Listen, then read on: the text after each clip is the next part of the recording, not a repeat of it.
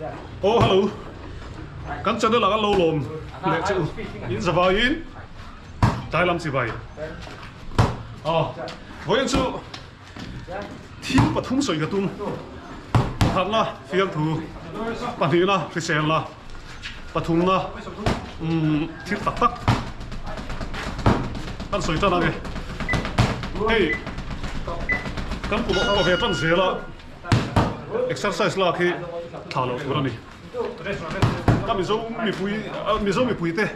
các tỷ bùi tê, muruan bùi tê, các xóm sẽ boxing kan thiam vek kherlo, kit khen kan thiam vek kherlo mà sẽ huna hian exercise là của này, chúng ta sẽ đủ lốc. Thì là cô đi sẽ là, vậy là hian các chế chiết kan thiam mất sáng sẽ LPS Pro Fight 2009 khá, chui kiến lộc bằng. Kami cùng kha LPS Pro Fight thì vui khát na đi. Ta han, phần kia này tới về thầy lo mình tia, boxing các khéo truyền thâu à, mà sẽ chút kia khéo thằng cái gì đâu à, câu lang khéo truyền năng cái này. Thì chúa Pro Fight kha khéo truyền cái bút sai về ta 2009 à,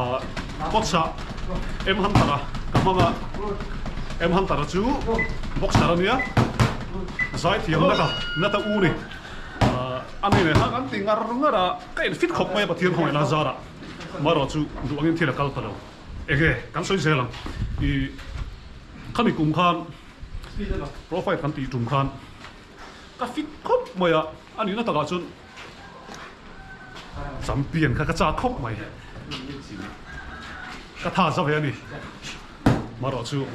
thiên cái bị trùng rẻ rẻ khi anh kiếm mấy hiện atuang problem lâu à người giật thà cả, bắt chuột về lệ lắm thế à, thì là cái lâu tuần điều hôm đấy, cái khăn là lằng ta này, cả buổi lâu à, anh bỏ đi sẽ là, profile champion tour ít ngay khá, Atlant sẽ bỏ là khăn cả trăng ta này, chứ chỉ lâu gì anh ạ, quarter final là khăn, chuyện phải zone môi này cái lệch đồ nè, anh đi bỏ khăn bị hụt hụt về, thấu, anh lại khăn. Các phi ta kan lâu liền về thú xia chuyện mình còn thấuกันเนี่ยmôi này chả thấy mình còn khéo đôi điกันทีmà rồi chứถ้ามีท้ายอ่ะคันก็จะไฟนั่นแหละคันก็กดคันแต่ละคันมัดส่งจิบโลค่ายรถเนี่ยท้ายอ่ะคันกับค่ายอ่ะจิบเฮ้ที่เซนโซกันทีหมดซัมซุงนี่ตั้มแรงฟิตแรงข้างกันขายอ่ะที่ส่วนก็ดริฟขายข้างก็ไงขบไม่อ่ะหักปุ๊บไม่ดิอัดไล่อ่ะครับที่ส่วนแข่งรถเจ๊ปนิจุขัดล่าเฮียนเฉียนป้าบาดเต้กันไหนอ่ะเฉียนป้าบาดเต้ข้างเฮ้ยบะหมี่ตุ้ยกับโลเปงเจ๊เตี้ยบะหมี่ตุ้ยปังอามินเปียบะลี่ไงปังอาก็หิบก็เจี๊ยบก็หิบโซ่เลยเป๊ะมาอ่ะส่วนอิมเพลตัวนี้ดังกาลาจานะหนุ่มบางข้าก็ถกตลอดนี่ตั้งไงตัวน่ะบิงอ่ะหมุนกันแข่งขันแต่พี่รู้มวยตัวนี้กับพี่กับเกมพลังส่งขึ้นมากันนี่แล้ววะส่วนการหาเคล่ามวยเนี่ยข้างกันอีกเน็กจังโดนอ่ะกัดล้าเช็ดกันเต็มงานไม่นี่กูเต็มจุดมาก็อีกผู้เฟกส่วนก็เจ็ดเชียงนาเนี่ยทีนพอพวกขัดตั้มผมไม่ขลายครับทีนขัดตั้มผมไม่อาโจทันดารักอาโจทันดารักเป็นตีฟลายขันเนี่ยอาโจทันดารักขันก็เฉียนแต่ข้านี่มิ้นปุยบ่มชักหบไหมมากันนี่เคลเองกัดหลังจานอาโปขันคงแต่ค่ะกันโจเทวันนี้สกูลปีก่อนนะเองหักคบขันกันเวงอาโปมีปุยขันมิ้นเราหลอมขบไม่เป็นหลอมพวกแต่ดาร์ไหมว่าแต่ไฟนั่นแหละเราก็จู่ๆก็เฉียดตัดเองจู่แต่ส่วนส่วนทำแต่เขาท้าสกูลปีก่อนนะเฮียนี่หักคบอ่ะมิ้นสิเลดานินกันจับชวนจานี่แล้วกันจับชวนบ้องก่อนนะกันกัวลังอันเดียที่ชวนใส่คอนแทคสปอร์ตเซ็นเตอร์ขัน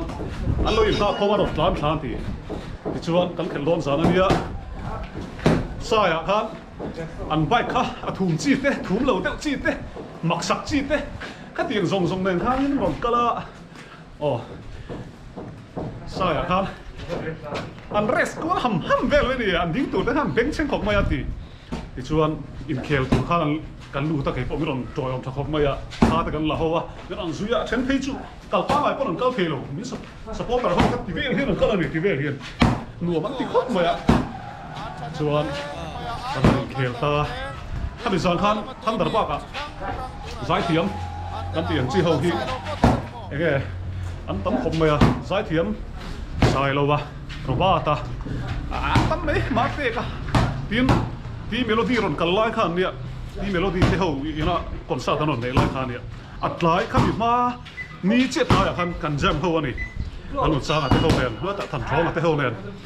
anu sang khan ini khel hun chu ka lo troi hom ve don se mi tia eni i local ve don ne ka tia ti melody te khan mi non troi hom bok ani so zai thiam sang zai thiam ka thiam kom ho chung kim khom mai arau puya tiang boruak nei ar lalmal choma ani hi zai thiam ani ya sport atui mi ani boka tin zai thiam te hian sport hi kan tui tur ani tiril rupu zat mi ni tin music promoter ani awangin musician tele zai thiam ho hianin nge ni an ma ni singami nian ngai ta awangin voina hian ron toyom thale ni ti chuan media lama ka omlai ni boka media lama ka thiam te rang lai ni ma buana way to goal ti te thian patlan zowa tuna kan MC councilor ni ta te an kim daro kim atanga an tam lu tu zowa te ho te kan an tam khom maya mi ron troi om thani chu mai lo traffic police lam kan thian te an tam lu tu on kan tu bok maya ti chuan fiam thulama kan mi ro pui te maya Zephyr ho ti maya ma puya le thian te min troi om tha em boka banner an lo kenga an banner ken la an wi za tha maya so sakeya ti te mal so ma mix sek ti te thi sen dum var ti ge mani ti vel da kha an lo keng te nuai mai ni ti chuan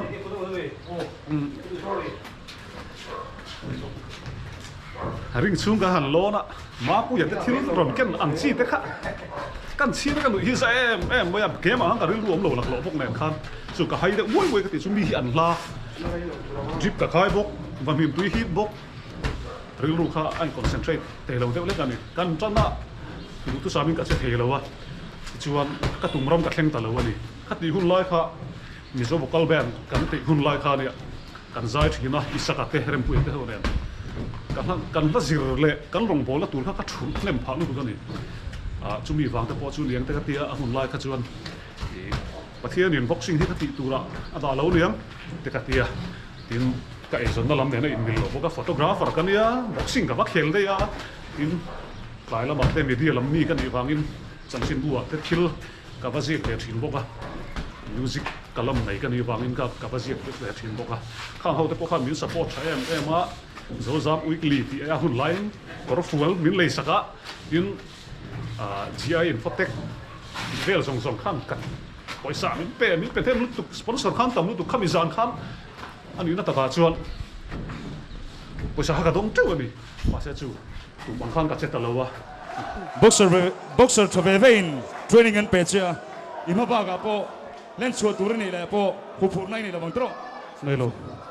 ani la tun truma yen sponsor tu nga mel rio me ya tu nge sponsor lom che he mun ka ron zual lu ve hia kan thian te min lom pu yan tam lu tu ka chiar se lo ni ber mai ka ko ra po hian la leng lo ikora po leng mu mal to lo tin ani mo ikal le ze tu ra du sak na kan ha na che min han lui sak em khopa kholai chu te po kha an nuam lo be ni hun lai chuan ma ro chu thir zong hi kan ti vek chi ni lo ti lai kha kan soi le lok du ani chu lai chuan en ti ran ya ama ro chu that na lo nei ve thu ro chu fiam ka dol pha chuan fiam ka dol pha bia ka ba ka mi ri ru te hi kan se thiam pha tin thil ti ngai lo wa zuam thu ta kan om dan te kha kan khet se thiam pha pol la ma tang chuan thil hi a ol mel em ma se a chhuma ba chen ve chi hena a har em ani profile ta han khera zo LR ball ya na ron le nga tu zan lo ka bola pon mi ron se thiam khop ma ya tin ka ko chan ta ko na se thiam em ma ge om zia te ti vel chu ni em pon ni se la hei ka wa ma ve cha klat kan hek ve lok don i relo te tu la hian กันติทาร์เวเลแล้วช่างจูมันนี่ก็รถสวยตัวบ็อกซิ่งอ่ะก็จะเชลุตุกะตั้มตะกินนุยจัดเอ็นมีเอ็นหลักหลอกเสียอันนุยจัดท่าเรงบอกอ่ะมาเสดูนู่นละเฮียนจอนเกันตีอ่ะกระโจเลยอ่ะอามาโปโลเอ็นเวไม่เทียก็อีกกระโจนั่นนี่โตเฮียนเริ่มซ้อมมาสับเวลาล็อกดาวน์เตี้ยนส่วนส่วนเน็กง่ายกับตัวมาหุ่นกับเฟลวะช่วงมีบัวเสนาตันส่วนนี้เอ็กซ์ไซส์กันละชาวเวลเดี๋ยวเพื่อนกันในจุดไล่จู่มารอจู่กันเหงี่ยยันที่ลำพักกับสวยเลี้ยงแล้ววะเน็กครีมเชื่อมกับจับเวลี่จู่อามาพวกเราอยู่ริงเซล่าเขาอย่างเงี้ยอมกับเฟลวะตัวไหนยันอะไรเงี้ยส่วนเงี้ยพวกนี้เซมิเน็กตัวเขาเราอยู่บัวเสเวเซล่าอีกกันใส่ภาษาดูนี่จู่ไอ้พวกนี้เซเป็ดกันเทคเวลองเลยเรโรเต้Okay. 2-4.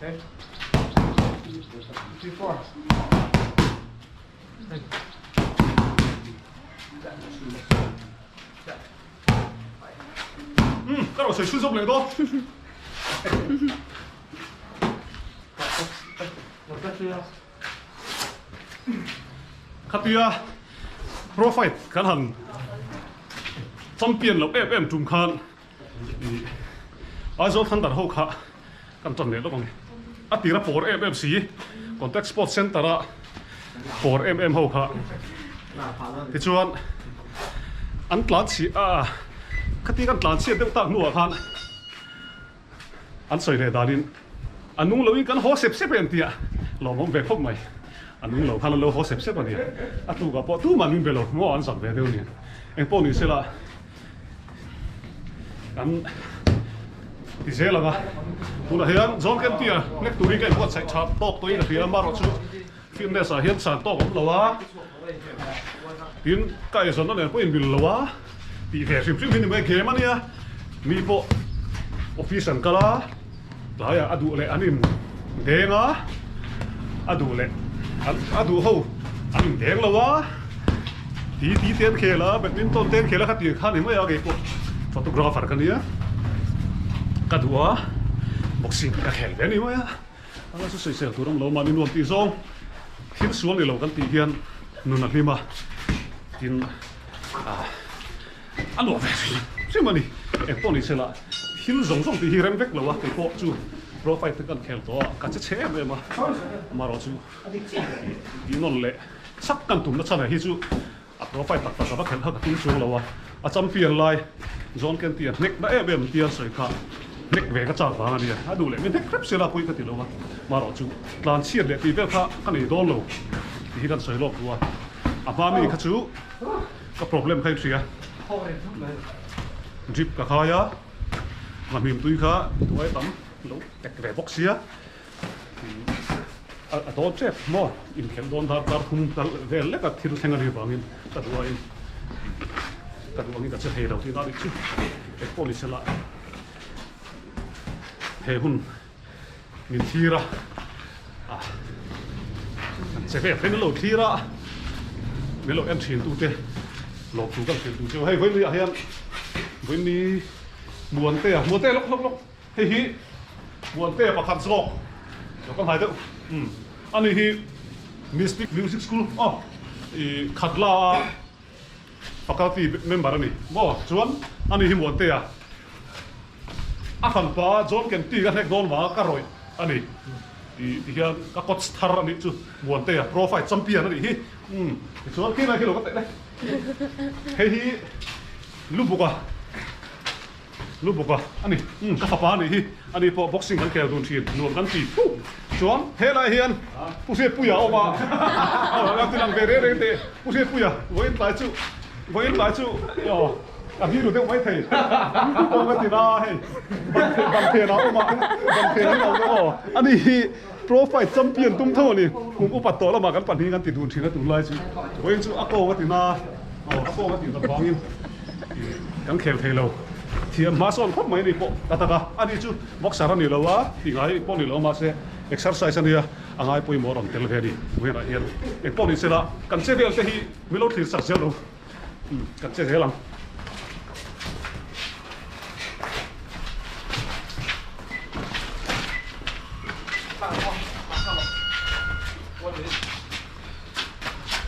จะร้องเร็วไว้อ่ะ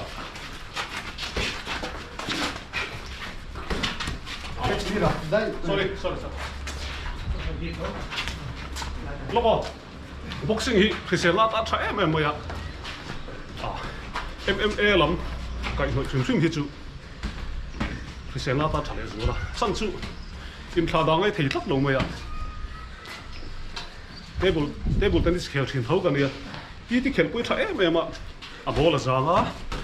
ยินอาหารดำอ่ะ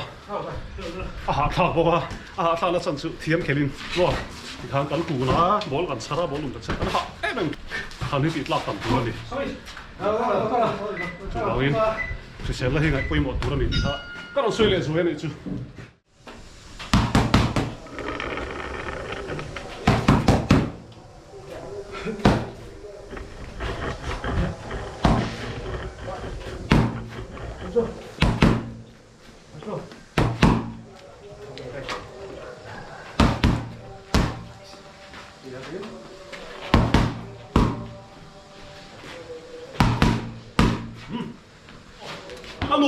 รวมกันตีกันจะได้ละเตมีเราเอ็นสักมีเราไลค์สักมั้ง